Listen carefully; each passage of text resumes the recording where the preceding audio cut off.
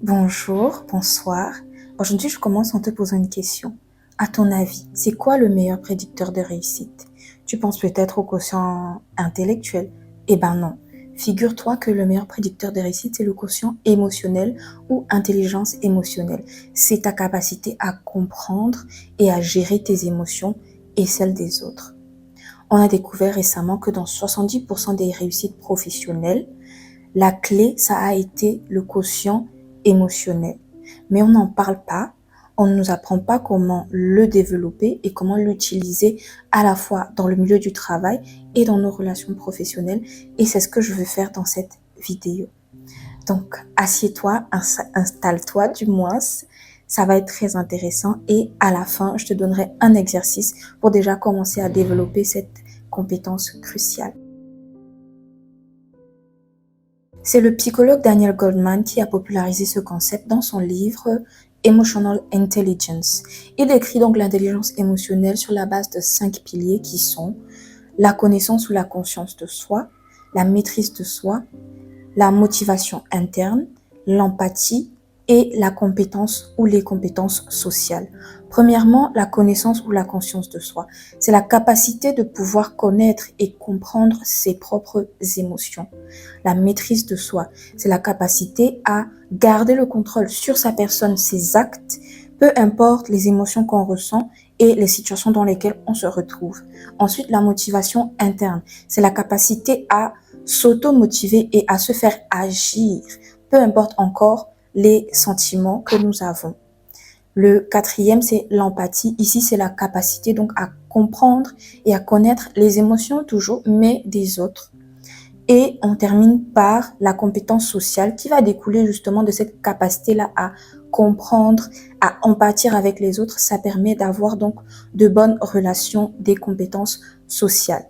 C'est donc un petit peu ça, l'intelligence émotionnelle, la capacité à comprendre ses émotions ainsi que celles des autres pour à la fois pouvoir mieux se gérer soi et mieux gérer les autres et les relations avec les autres.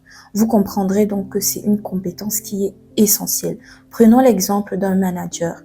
Il est peut-être extrêmement compétent, mais il ne sait pas interagir avec les autres. Déjà, il ne sait pas se maîtriser lui-même. Donc, lorsqu'il n'obtient pas le travail qu'il aimerait de son personnel, si je puis dire comme ça, il s'énerve, il devient impulsif et tout de suite, ça met une mauvaise ambiance dans l'entreprise et ça fait que, on le sait, les gens qui se sentent mal ne travaillent pas aussi bien que les gens qui se sentent bien. Donc, il ne sait pas se gérer lui et il ne sait pas gérer les autres. Ça fait que peu importe à quel point tu es compétent, tu ne pourras pas accéder à un certain genre de poste si tu n'as pas cette intelligence émotionnelle-là qui peut te permettre de te connaître, de te maîtriser, de connaître les autres, de te connecter avec eux et de pouvoir les gérer. C'est pourquoi il est important, quel que soit votre domaine, de pouvoir apprendre cette compétence. Et pas seulement pour le domaine professionnel, mais c'est encore plus essentiel pour tout ce qui est relations personnelles. Donc, restez connectés. Comme je vous disais tout à l'heure, l'intelligence émotionnelle est extrêmement importante. Déjà dans votre vie personnelle, parce que le fait d'être capable de gérer ses émotions, ça permet de prendre de meilleures décisions, ça permet de bien gérer le stress et ça permet de construire des relations saines et solides. D'ailleurs, en parlant de relations, être capable donc de comprendre les émotions des autres, d'empathier avec eux, ça permet d'être plus à l'écoute de leurs sentiments et ça nous permet donc d'éviter les conflits dans nos relations. Et s'il y a quand même conflit, ça permet de gérer ces conflits avec une douceur et une certaine aisance pour garder donc des relations épanouissantes. Au point de vue professionnel, des recherches ont montré que les leaders et les professionnels qui réussissent le mieux ne sont pas ceux qui ont un quotient intellectuel le plus élevé, mais plutôt ceux qui savent inspirer, valoriser et gérer les émotions de leur équipe. D'ailleurs, prenons l'exemple de notre manager de tout à l'heure. Un manager qui, lorsque ça ne marche pas, au lieu de s'énerver, prend le temps d'écouter les émotions de chacun, de rechercher l'origine du problème, peut ensuite montrer une piste à son équipe et il gagne ainsi la confiance et, il gagne ainsi la confiance de son équipe grâce à son intelligence émotionnelle.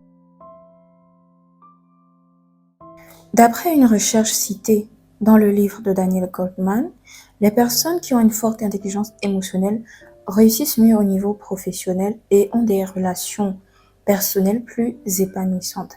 D'après une autre recherche, les personnes qui ont une intelligence émotionnelle basse sont déjà plus stressées, ont une moins bonne réussite professionnelle, des relations moins épanouissantes, mais aussi peuvent développer des maladies telles que l'anxiété et aussi l'hypertension. Donc, pour toutes ces raisons, il faut développer son intelligence émotionnelle, non pas juste pour avoir de bonnes relations et réussir, mais aussi pour préserver sa santé physique et son bien-être global. Pour résumer, l'intelligence émotionnelle est la clé pour mieux vivre avec soi et avec les autres. C'est une compétence essentielle qui peut être développée par chacun et par tout le monde, peu importe notre sexe, notre âge ou notre niveau socio-économique. C'est pourquoi je vous propose une série de vidéos qui va nous permettre d'apprendre comment développer l'intelligence émotionnelle, d'apprendre comment l'implémenter dans les différentes sphères de nos vies, académiques, professionnelles, relationnelles. Et on va commencer par la conscience ou la connaissance de soi. Petit avant-goût, peut-être vous avez entendu parler de la physique quantique. Dans la physique quantique, il est prouvé que lorsqu'on observe un phénomène, ce phénomène change. Donc, il ne faut pas croire que c'est quelque chose de compliqué. C'est vraiment simple à apprendre et juste le fait de commencer à s'observer va déjà créer des changements. C'est pourquoi l'exercice que je vous propose, c'est de prendre un petit moment pour vous demander qu'est-ce que j'ai ressenti aujourd'hui, qu'est-ce qui m'a poussé à ressentir cela, comment j'ai agi quand j'ai ressenti cela.